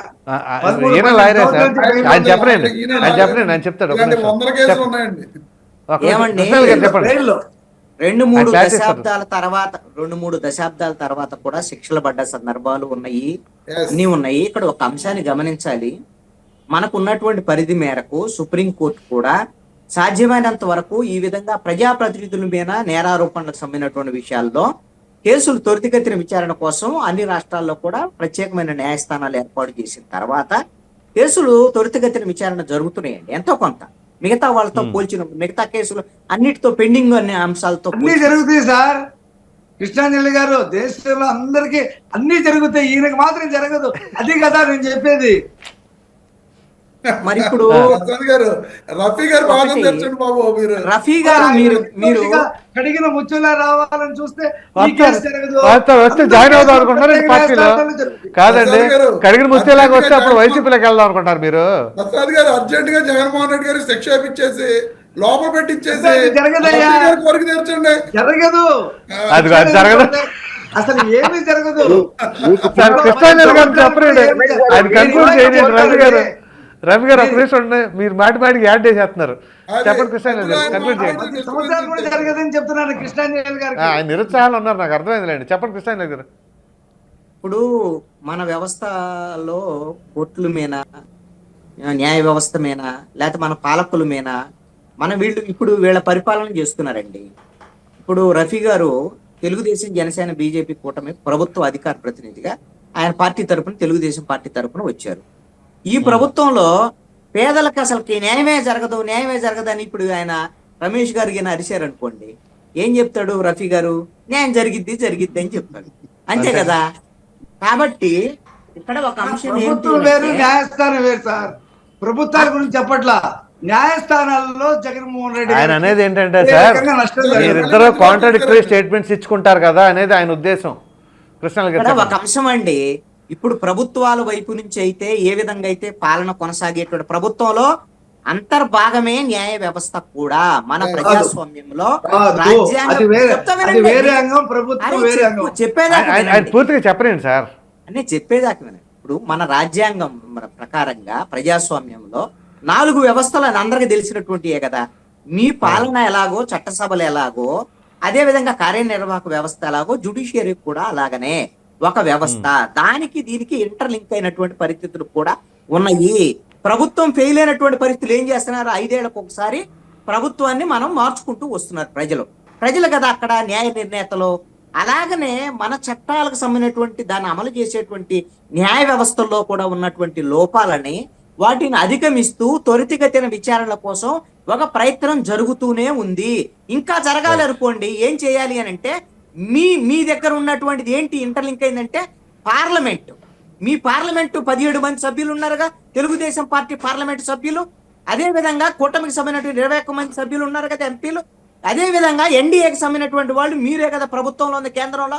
ఏం చేయాలి అని అంటే, సుప్రీంకోర్టుకు సంబంధించినటువంటి కావాల్సిన ఖాళీలు ఉన్నటువంటి జడ్జీలు మొత్తాన్ని సుప్రీంకోర్టులోను, హైకోర్టులో ఖాళీలు మొత్తాన్ని వేసేసేసి మొత్తం వెంటనే త్వరితగతిన ఫాస్ట్ ట్రాక్ కోర్టులు ఏర్పాటు చేసేసి విచారణ జరిపించేసేయండి. జగన్మోహన్ రెడ్డి కదా అసలు మొత్తానికి సంబంధించినటువంటి కేసులు మొత్తాన్ని విచారించేటువంటి ఈ పని పార్లమెంట్ కింద చేసింది అనుకోండి, జడ్జీలకు పని ఉండదు, వాళ్ళకి రోజు విచారణ చేయటమే కదా.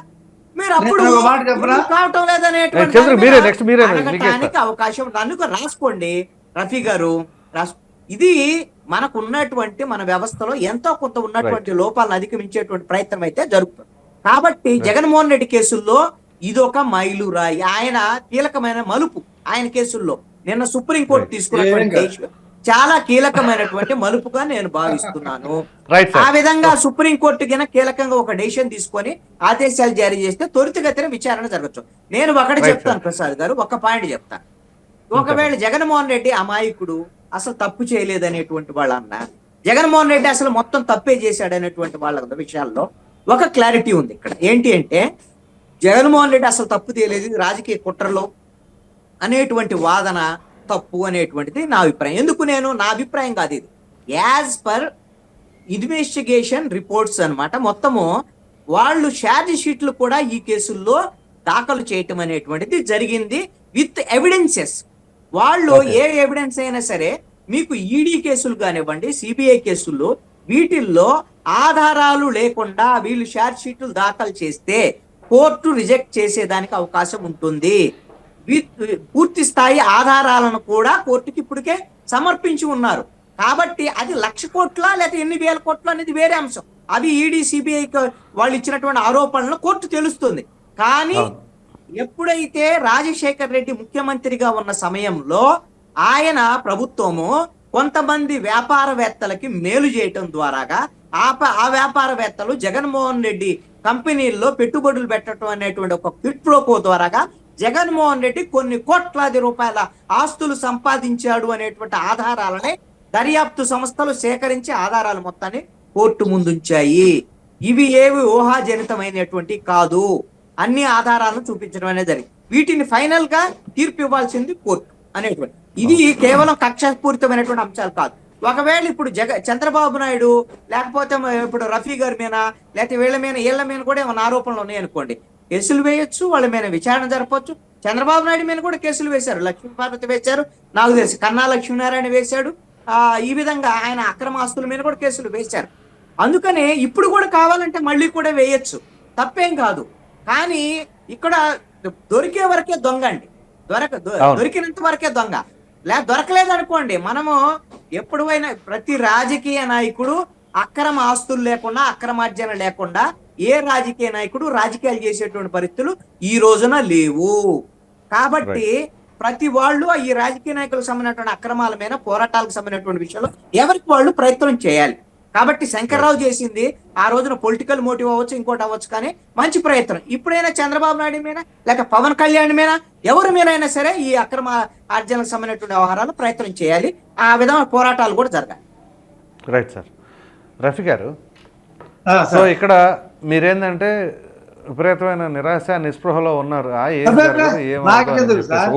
ఒక నిమిషం కాదు, ఎందుకంటే అంటే జగన్మోహన్ రెడ్డి గారి కేసులోనే కాదు, ఎవరి కేసులోనే కానీ త్వరితగతిన తేల్చట్లేదు అని చెప్పేసి ప్రజాప్రతినిధులకు సంబంధించి. అయితే ఇప్పుడు ఏదైతే కృష్ణాంజలి గారు చెప్పారో ఆ విధంగా జడ్జిలని త్వరగా రిక్రూట్ చేసేసుకుంటే కేసులు విచారణ జరపచ్చు ఒకటి, ఎందుకంటే మనకు అక్కడ జడ్జిల రిక్వైర్మెంట్ ఉంది.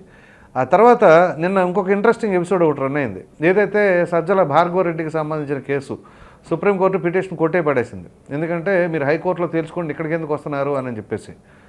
సో ఈ తరుణంలో దాన్ని మీరు ఎలా చూస్తున్నారు? క్విక్గా కంక్లూడ్ చేయండి, 2 minutes. నేను 2 విషయాలు చెప్తాను సార్. చెప్పండి. ఒకటి, చంద్రబాబు నాయుడు గారు 1978 నుంచి తన ఆస్తులు ఈ రోజు వరకు ప్రతి సంవత్సరం ఎంత పెరిగినాయో రికార్డెడ్ గా పబ్లిక్ డొమైన్ లో పెట్టాడు. జగన్మోహన్ రెడ్డి ఎప్పుడైనా ఆస్తులు పెట్టడం నేనైతే చూడలేదు. చెప్తున్నా, పెట్టాడు. దాంట్లో ఏమైనా తప్పులు ఉంటే కోర్టుకు వెళ్ళొచ్చు. జగన్మోహన్ రెడ్డి పబ్లిక్ డొమైన్ లో తన ఆస్తులు పెట్టింది నేనైతే రోజు ఎప్పుడు ఉంటది. ఇంకా ఆయన ప్రెస్ మీట్ పెట్టి అంత అవసరం మాకు లేదండి, పారదర్శకంగా ఉన్నా అని చెప్పి మీరు చెప్పుకోవాలని చెప్పి ప్రచారం ఆయన పెట్టాడు. కాబట్టి దాని మీద డౌట్లు ఉంటే వెళ్ళవచ్చు. నెంబర్ 2, మా లాయర్ గారు నాకు బాగా మిత్రుడు, మీకు తెలుసో తెలియదు, ఆయనకి ఒక విషయం గుర్తు చేస్తున్నా. హైదరాబాద్ లో తెలంగాణ కోర్టు చీఫ్ జడ్జి గారు ఏం చెప్పాడంటే, ఈ వివేకానంద రెడ్డి కేసుకు సంబంధించినటువంటి చర్చ వచ్చినప్పుడు ఇది ఎప్పటికీ ట్రయల్కి రాదు, దీంట్లో ఎప్పటికీ తీర్పు రాదు అని చెప్పి ఆయన చెప్పాడు. పత్రికలో కూడా వచ్చింది. వివేకానంద చెప్పింది మీతో? Telangana judge, Telangana high court judge. Retire అయిపోయారా? కాదు, ఇప్పుడు సర్వీస్ లోనే ఉన్నాడు ఆయన. మొన్న ఈ మధ్య చెప్పింది 3-4 నెలలు. మామూలు ఎలిగేషన్స్ చేయట్లేదండి. చదివింది చెప్తున్నానండి, నేను చదివింది కూడా చెప్తున్నా. అసలు మీరు చదవకపోతే నేనేం చేయను?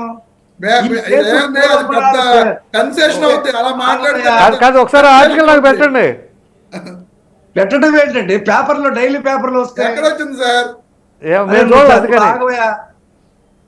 నేను చూడలేదు సార్. అరే రఫీ గారు పంపిస్తారులే, చెప్పండి సార్. మా పార్టీ ఆఫీసులో దాన్ని మేము లైబ్రరీలో పెట్టాం. పార్టీ ఆఫీసులో అన్ని పేపర్లు వచ్చి హైకోర్టు జడ్జి ఈ కేసు ఎప్పుడు ట్రయల్ కూడా రాదని చెప్పాడు. ఎందుకంటే అంత జటిలంగా ఈ కేసు ఉందని చెప్పేసి చెప్పాడు. కృష్ణాంజనేయులు గారు చెప్పింది వాస్తవం. సుప్రీంకోర్టు ఆదేశాలు కోసం కానీ పార్లమెంట్లో ప్రభుత్వము అన్ని జడ్జి పోస్టులు భర్తీ చేసి అన్ని కేసులు త్వరగతిన చేస్తే చాలా తొందరగా కేసులు వస్తాయి. అది అందరికీ వస్తుంది. జగన్మోహన్ రెడ్డి గారి కేసు రాదు. ఎందుకు ఇప్పటికి ఇద్దరు చీఫ్ జస్టిస్లు అదేదో సినిమాలు అడిగేసి చేసి కుక్క కావాలన్నట్టుగా ఉంది. ఇక ఇద్దరు చీఫ్ జస్టిస్లు రమణ గారు మొన్న దిగిపోయిన ఆయన 1 year లోపల ఈ ప్రత్యేక కోర్టులు పెట్టి ఇది చేయాలని అన్నాడు. ఇప్పుడు రేపు 13వ తారీఖు ఏమైనా వస్తుందని మీరు అనుకుంటారా? మళ్ళీ వాయిదా పడుతుంది. నేనేం అనుకోను సార్, న్యాయస్థానం ఏం చెప్తే అది ఫాలో అవుతా అంతే సార్. ఈ చిట్టా అంతా తీసుకెళ్తారు లారీలో, తీసుకెళ్ళి కాంపౌండ్ లో ఉంది సార్ ఆ చిట్టా, ఎక్కడ పెట్టమంటారని చెప్పి అడుగుతారు. నేను చూడటానికి కొంత టైం పడుతుంది కాబట్టి వచ్చే నెల 2 నెలల తర్వాత వాయిదా వేస్తున్నాం అంటాడు అనమాట. అదే జరిగేది. ముందే చెప్పేశారు మీరు, ఎరగదీశారు. ఎందుకంటే నేను ఇంకో పాయింట్ చెప్తున్నా. జగన్మోహన్ రెడ్డి గారు ఏమన్నాడు, నేను విజయవాడ నుంచి హైదరాబాదు కోర్టుకి అటెండ్ రావటానికి 60 లక్షల రూపాయలు అవుతుంది. అది కూడా మీరు చదివారా లేదా? 60 లక్షలు అవుతుంది అని చెప్పాడు. కోర్టు ఒప్పుకుంది. ఆయన మినాయించేసింది ఇప్పటి వరకు కూడా. ఇప్పుడు ముఖ్యమంత్రి లేకపోయినా సరే మినాయించేసింది. That is Jaganmohan Reddy. Right, very good. దేశంలో అందరూ ఒక ఎత్తు, న్యాయం ఒక ఎత్తు, చట్టం ఒక ఎత్తు, రాజ్యాంగం ఒక ఎత్తు, కోర్టులు ఒక ఎత్తు, జగన్మోహన్ రెడ్డి ఒక ఎత్తు. ఇది చాలా మీకు మీరే అడిగారు కదా సార్. సిబిఐ ఎక్కడైనా సరే పనిచేస్తుంది. ఆయన హయాంలో సిబిఐ ఎస్పీ మీదే కేసు పెట్టారు. అతని క్లారిటీ కాదు సార్, మీకున్న క్లారిటీ, మీకున్న కాన్ఫిడెన్స్ వైసీపీ వాళ్ళకి కూడా లేదు. అంత క్లారిటీగా ఉన్నారు మీరు. నేను స్టడీ చేయకుండా చెప్పను. తెలంగాణ కోర్టు జడ్జి చెప్పింది నేను చదివాను. ఒక డిబేట్ క్లిప్పింగ్ పంపించండి సార్ దయచేసి. ఆ క్లిప్పింగ్ పంపిస్తా. ఆ రోజు మీలాగే ఒక యాంకర్ గారు నన్ను పిలిచి డిబేట్ పెడితే ఆ పేపర్ చూపించి మాట్లాడా. మా ఆఫీస్ లో అన్నీ ఉంటాయి. మా ఆఫీస్ లో అన్ని సెక్యూర్ ఉంటాయి. Right sir. హేమకుమార్ గారు, సో నిన్న సజ్జల భార్గవరెడ్డి గారికి సంబంధించిన కేసులో సుప్రీంకోర్టు కొంచెం గట్టిగానే స్పందించింది. మీరు హైకోర్టులో తెలుసుకుని చెప్పండి హేమకుమార్ గారు, 1 minute లో కంక్లూడ్ చేయండి. అవును సార్, నిజంగానే సుప్రీంకోర్టు మీరు హైకోర్టులో చేర్చుకోవాల్సిన వదిలేసి మీరు ఇక్కడికి ఎందుకు వచ్చారనేసి ఆ కోర్టును వాళ్ళు అది డిస్మిస్ చేశారు. అది క్యాజువల్ కొట్టేని కూడా కొట్టేశారు. మీరు ఫస్ట్ అక్కడ తెలుసుకోండి, అక్కడ కాకపోతే కదా మీరు ఇక్కడ రావాలి. ఆ కోర్టు మీద నమ్మకం లేకుండా గతంలో కూడా ఎవరంటే విజయసాయి రెడ్డి గారు ఇక్కడ కేసు, విజయసాయి రెడ్డి, వైవి సుబ్బారెడ్డి గారు కూడా తిరుపతి దేవస్థానం మీద దీంట్లో హైకోర్టులో జరుగుతుంటే ఆయన నేరుగా సుప్రీంకోర్టుకి వెళ్ళాడు ఇదే అంశం మీద, ఇలాంటి అంశాల మీద. అప్పుడు వాళ్ళు అక్కడ కూడా మొట్టికెళ్ళేశారు. మీరు చేసుకోవాల్సిన హైకోర్టులో కదా, మళ్ళీ సుప్రీంకోర్టుకి ఎందుకు వస్తారు? అక్కడ నుంచి ఏం కంక్లూజన్ రాకముందుగానే మీరు ఎందుకు సుప్రీంకోర్టు డైరెక్ట్ గా సుప్రీంకోర్టుకి ఎందుకు వస్తారని అక్కడ మందలించి పంపించారు. మళ్ళీ మీరు ఏదైనా ఉంటే తెలుసుకోవాల్సింది హైకోర్టు తెలుసుకోండి. కొంచెం గట్టిగానే రియాక్ట్ అయ్యారు. అవునవునవును, అది కరెక్టే. మీరు అది వాస్తవం. ఎందుకంటే నేను కోర్టులో ఆ విధంగా కొంతమంది చేసే దీన్ని కూడా నేను కూడా నమ్ముతాను. నేను ఇంతకుముందు చెప్పినట్టు నా వ్యక్తిగతమైన నిజమే. మన కృష్ణాంజనేయులు గారికి చెప్పినట్టు ఇందాక జగన్మోహన్ రెడ్డి గారు మోడీకి, అమిత్ షాకి దత్తపుత్రులు ఏదో ఆయన దగ్గర రిలేషన్ అనేసరి నిర్మలా సీతారామన్ గారు అప్పుడు అన్నారు. అదే కరెక్టే. ఓకే, అదే విధంగా ఇప్పుడు పవన్ కళ్యాణ్ గారిని పోయేసి అతను లోపలేసి మేము అడగాల్సిన మాకు వ్యక్తిగత కక్షలు ఏమున్నాయండి? కేసు తేల్చేలాగా త్వరగా చూడండి, బలోపేతం చేయించండి. బలోపేతం చేయించండి. మీరు ఇన్ఫ్లుయెన్స్ కదా, మీరు ఇప్పుడు కూటమిలో ఉన్నారు కదా, మీరు దాని మీద కొద్దిగా ఇన్ఫ్లుయెన్స్ చేసి ఆ జగన్మోహన్ రెడ్డి గారి మీద ఏదైతే ఉందో దాన్ని కొద్దిగా స్ట్రాంగ్ చేయించండి అనే విధంగా అన్నారు. నేను దాన్ని అది పక్కన పెడితే అంటే అది ఎంత ఈ విధంగా ఈ రోజు పవన్ కళ్యాణ్ గారు వెళ్ళి అడిగారంటే అది వ్యక్తిగతం అవుతుంది. నేనేమంటానంటే యాజ్ పర్ ద లా ఇప్పుడు మిగతా వాళ్ళకి పనిచేసిన చట్టం వ్యక్తిగతం సార్. ప్రజల సొమ్ము దోచేసుకున్నారని మీరే ఆరోపణలు చేసినప్పుడు ప్రజల సొమ్ము కదా, అది వ్యక్తిగతం ఎలా అవుతుంది? దీంట్లో పవన్ కళ్యాణ్ గారు ప్రత్యేకంగా పోయి ఆయన అర్జించాల్సిన అవసరం లేదు కదా. ఈ court as per the law ఎవరి డ్యూటీ వాళ్ళు చేయాలి కదా. ఈ కోర్టు అలాంటప్పుడు పడిపోతుంది, శిక్ష పడిపోతుంది, ఇంకేముందని అనొద్దని దాని ఉద్దేశం. ఇప్పుడు ఇందాక రఫీ గారు అడిగినట్టు కూడా ఇప్పుడు జగన్మోహన్ రెడ్డి గారి మీద ఎందుకు అంత ఇప్పుడు 60 లక్షలు ఖర్చు అవుతుందంటే అదే విధంగానే కదా అరవింద్ కేజ్రీవాల్ కానీ ఇంకొకరు కానీ నేను చెప్పిన గతంలో ముఖ్యమంత్రిగా ఉన్న వాళ్ళకు కూడా అదే ఖర్చు అవుతుంది కదా. వాళ్ళకి మాత్రం వాళ్ళకి అంత అవదు. ఆ ఎగ్జామ్షన్ జగన్మోహన్ రెడ్డి గారు మాత్రం ప్రత్యేకంగా ఎందుకు? ఆయన అడిగిన ప్రశ్న నేను కూడా వేస్తున్నా. ఇప్పుడు కనీసం ఆ ఖర్చులు కూడా లేవు కదా, ప్రతిపక్షంలో కూడా లేరు కదా. ఒక ఎమ్మెల్యే పులివెందుల ఎమ్మెల్యే జగన్మోహన్ రెడ్డి గారు మాజీ అవును సార్, ముఖ్యమంత్రి. ఇప్పుడు అలాంటి హోదాలో కోర్టు ఉన్నాయి. పంపించాలి నోటీసులు, కోర్టులు పంపదు జగన్మోహన్ రెడ్డి గారు ఏం చేస్తారు? అదే నేను అడుగుతున్నా సార్, నా డౌట్. నేను ఇందాక చెప్పిన అదే నా డౌట్. కోర్టులు ఎందుకు సామాన్యుడికి ఒక విధంగా ఉంటది, డబ్బున్న వాళ్ళకి ఒక విధంగా Right. ఉంటది. అది నేను అది మొబైల్ కోర్టులు పెట్టాలని చెప్పారు కదా, పెట్టి ఏదైతే కేసులు ఉన్నదో దాన్ని ఫస్ట్ ఫైనలైజ్ చేసి తప్పు చేసినోడికి శిక్ష ఇవ్వండి, తప్పు చేయనోడికి ఎగ్జామ్షన్ ఇవ్వండి, ఇలాంటివి చేయొచ్చు కదా అని నేను అడుగుతున్నా. ప్రభుత్వాలు Right, sir. మారచ్చు సార్, కానీ చట్టం న్యాయం అనేది న్యాయస్థానంలో గానీ చట్టంలో గానీ ఇవి మానవు కదా. మనం ఎప్పుడో రాజ్యాంగం Right, sir. రాసుకున్న ఇదే కదా. సమయం లేదు. కానీ ప్రభుత్వం సార్, అది సెంట్రల్ గవర్నమెంట్ అన్నా ప్రభుత్వం మారొచ్చు, స్టేట్ గవర్నమెంట్ అన్నా ప్రభుత్వాలు మారొచ్చు కదా. శిక్షలు అయితే ఎప్పటికే ఒకటే ఉంటుంది. తప్పు చేసినోడికి ఏ తప్పు చేయడానికి వాడికి తగ్గట్టు శిక్ష ఉంటుంది కదా. అది నేను అడుగుతున్నా. Right. చట్టాలు రమేష్ గారు. న్యాయస్థానాలు కరెక్ట్ గా పనిచేయాలి కదా. సరే సార్. ప్రసాద్ గారు రమేష్ గారు, నిన్న ఏదైతే సజ్జల భార్గవరెడ్డి గారికి సంబంధించిన కేసు ఉందో దీనిపైన ఆ పోస్టులు చూసిన తర్వాత కోర్టు కొంచెం ఘాటుగానే స్పందించింది. ఈ విధంగా పోస్టులు పెడతారా ఏంటి అని చెప్పేసి. సో ఇప్పుడు సజ్జల భార్గవరెడ్డి అంటే మీ పార్టీ సోషల్ మీడియా ఇన్ఛార్జ్ కదా. సో ఇప్పుడు మరి మొత్తం కర్త కర్మక్రియ అన్నీ ఆయనే కదా. అంటే కోర్టే ఆ రకంగా చెప్పింది అని అంటే తప్పు చేసినట్లుగా ఎప్పుడైనా మీరు అనుకుంటున్నారా? ఇప్పుడు సజ్జల భార్గవ రెడ్డి గారు, నేను అంటే యాక్చువల్గా అతని ఐడిని నేను నా దాంట్లో కూడా ఫాలో అవుతూ ఉంటుంది కాబట్టి అతని ఐడి నుంచి వచ్చినట్లుగా నేనైతే అంటే అతని ఐడి నుంచే ఆ రకమైన పోస్టులు నేను చూడలేదండి. ఇక్కడ ఈ రకమైన అతను హెడ్ కదా, పోస్టులు రకరకాల ఎవరు అతను పెట్టినా ఆ ఆర్గనైజ్డ్ పార్టీకి క్రైమ్ సంబంధించి ఆయన చేయించి రెస్పాన్సిబుల్ కదా. కాదు కదండి, అతను ఆర్గనైజ్డ్ క్రైమ్ చేపిస్తున్నాడు, ఈ రకమైన పోస్టులు పెట్టిస్తున్నాడు. అంటే అక్కడ సుప్రీంకోర్టులో ఎటువంటి వాదనలు జరిగినాయి అనేది నేను చూడలేదు, నాకు కరెక్ట్గా తెలియదు. కాబట్టి ఈ రకంగా వాదించుంటారు, ఆ పోస్టులు చూపించుంటారని చెప్పి నేను అనుకుంటున్నా. రాజకీయ రాగండి. ఎందుకంటే సజ్జల భార్గవ రెడ్డి గారి ఐడి నుంచి అలాంటి పోస్టులు నేను ఎప్పుడు చూడలా. సో అతను హెడ్గా ఉన్నాడు కాబట్టి అతనే పెట్టించాడు ఇవన్నీ అనే దాని మీద అక్కడ వాదనలు జరిగి ఉంటే జరిగి ఉండొచ్చు.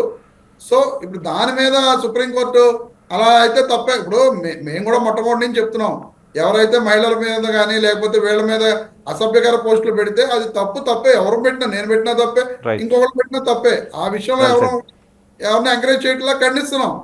కానీ ఇక్కడ సజ్జల భార్గవ రెడ్డి గారు చేపించారనే దాని మీద క్లారిటీ కావాలనే దానికోసం మాత్రమే మాట్లాడుతుంది ఎవరైనా సరే. సో సజ్జల భార్గవ రెడ్డి గారు ఏమన్నా స్టేట్ గవర్నమెంట్ ఈ రోజు ఇప్పుడు కూడా ఖండించిన వాళ్ళు చాలా మంది ఉన్నారులేండి. అది నిరూపించగలిగితే సో సజ్జల భార్గవ రెడ్డి గారు అది ప్రూవ్ అయితే ఖచ్చితంగా ఆయన చేసింది తప్పే. అది Right. నిరూపించలేనంతసేపు సజ్జల భార్గవ రెడ్డి గారు అనే వ్యక్తి తప్పు చేసినట్లు కాదు కదండి. అక్కడ కోర్టు అదే కోర్టు తెలుసులేండి.